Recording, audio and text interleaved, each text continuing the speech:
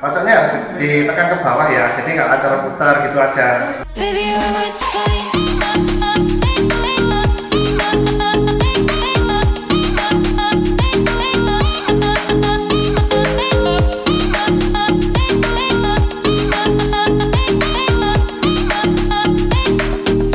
Halo guys, jumpa lagi di channel saya Apoteker Bayu Erdi. Bagi yang belum subscribe, subscribe dulu karena subscribe itu gratis.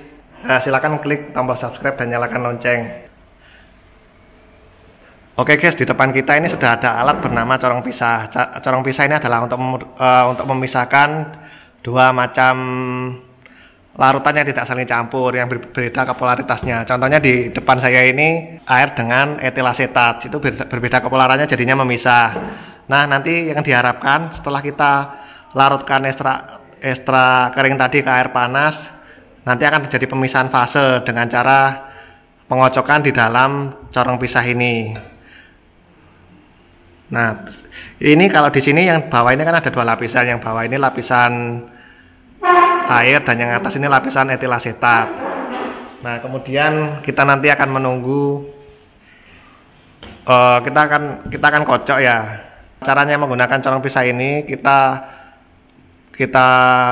masukkan ekstrak yang sudah dilarutkan dalam air tadi, air panas, ke dalam sini, kemudian dilarut, kemudian ditambahkan pelarut yang berbeda kualitasnya, contohnya etil asetat atau N-hexan.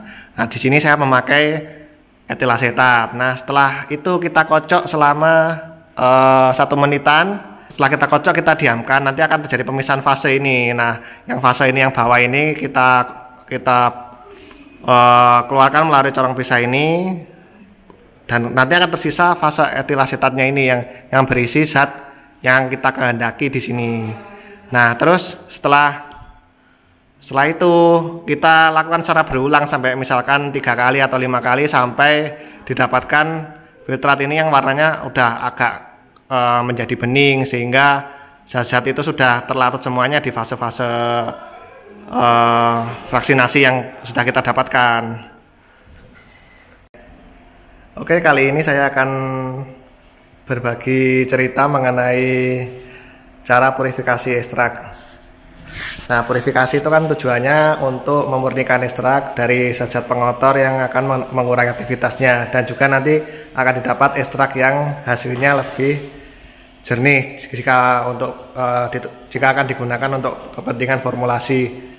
Nah, gimana sih caranya untuk purifikasi ekstrak ini? Ya, yang pertama kita timbang dulu ekstraknya ya. Kita gunakan ekstrak bisa apapun ya, dari tanaman apapun, dan itu kita timbang ekstrak keringnya. Jadi ekstrak basah nggak bisa.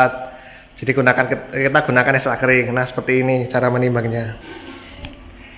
Nah, kita dari tempat timbangan, kemudian kita akan menimbang ekstrak. Caranya kita taruh dulu wadahnya, kemudian kita masukkan ekstraknya, kemudian timbang berat akhirnya.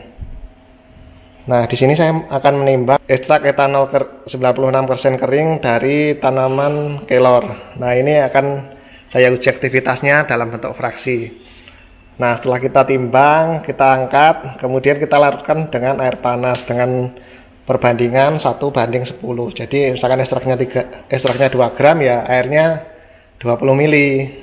Nah, terus untuk suhunya airnya itu gunakan suhu sekitar 70 derajat. Jadi nggak perlu terlalu panas karena yang kita ambil bahannya ini bahan flavonoid, yaitu bahan-bahan yang tidak tahan terhadap kepanasan. Oke, kita tambahkan airnya. Nah, ini kita akan menambahkan air panas ya. Caranya kita panaskan dulu aquades dengan suhu nanti 70 derajat. Nah, setelah suhunya tercapai 70 derajat, nanti kita tuangkan ke sini. Terus kita aduk sampai larut dan homogen.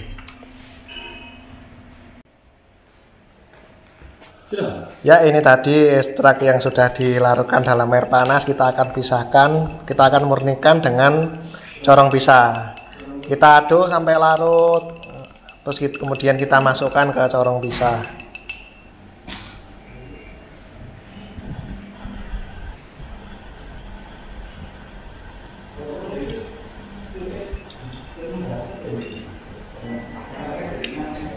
Ini memang ada sisa seperti ini, kayak ini fraksi nggak larut. Ya udah, biarin lah.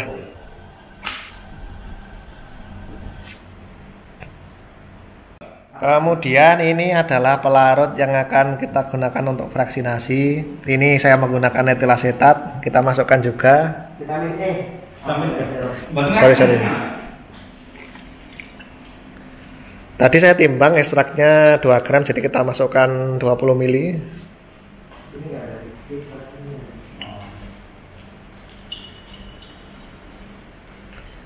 Nah, ini dia. Ini nanti akan kita kocok ya. Oke, kita tutup dulu, kita kocok. Kocoknya. Ada. Nah, ini cara pemisahannya seperti ini. Ya, posisinya horizontal.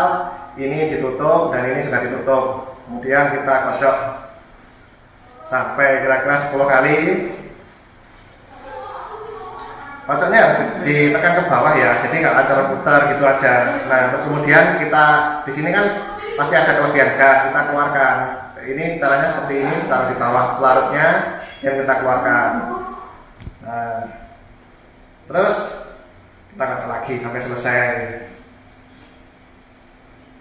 Begitu selanjutnya. Terus kita taruh di sini sampai 2 fase ini memisah.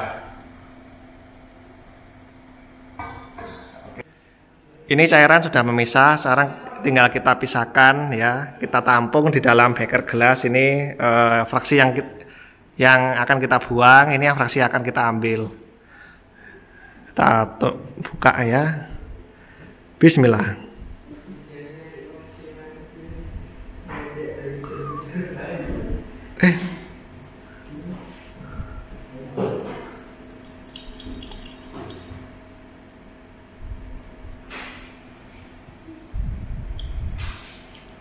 Kita tunggu sampai batas.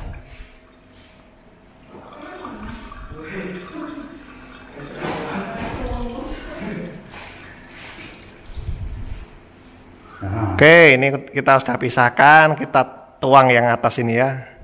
Yang bawah ini kita buang, kita gunakan karena ini banyak mengandung klorofil, kemudian resin-resin yang ini akan mengganggu aktivitas dari senyawa aktif yang akan kita uji. Sekalian nih ujian tesis. Fraksi 5 mana ini?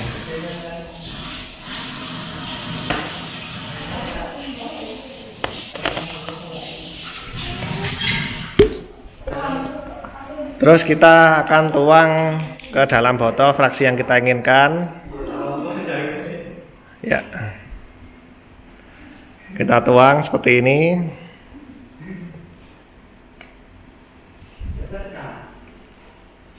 Tuh kan warnanya hampir sama.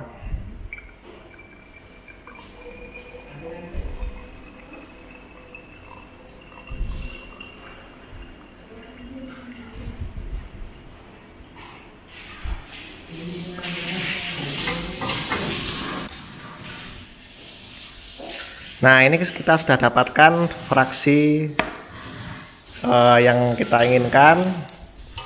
Dan nanti ini akan kita keringkan lagi dan kita uji secara kuantitatif berapa kadar, berapa aktivitasnya.